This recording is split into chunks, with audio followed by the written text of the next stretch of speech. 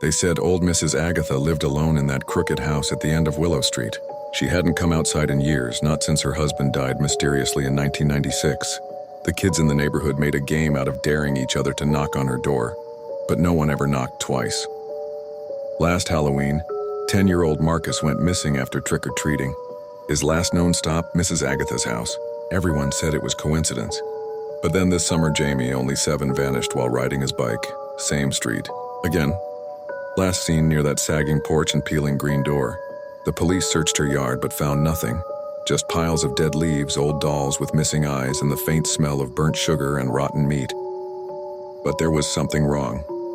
People who went near the house swore they saw something watching them through the curtains. Not Mrs. Agatha, something taller, something darker. With glowing red eyes and a mouth too wide for a human face. Local legend says after her husband died, Mrs. Agatha tried summoning him back with an old book she found in the attic. Something bound in leather and sealed with a waxy red symbol. But instead of her husband, something else came through. Something ancient, something hungry. They say it didn't just possess her, it became her. Now her voice is layered. Sweet old lady tone on the outside, but underneath, a whispering hiss like dry leaves twisting in the wind. Neighbors hear her humming lullabies at 3 a.m. Sometimes kids say they hear her calling from the shadows, come here, little one, I've baked cookies just for you. But no one who enters the house ever walks out again.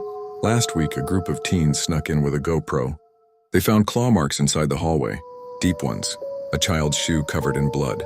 And in the basement, a tiny door chained shut barely big enough for a child to crawl through. From inside it, crying.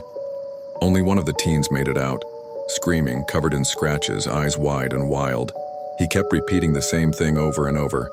She's not alone in there. She's just the skin, it's wearing her like a mask. The town's quiet now.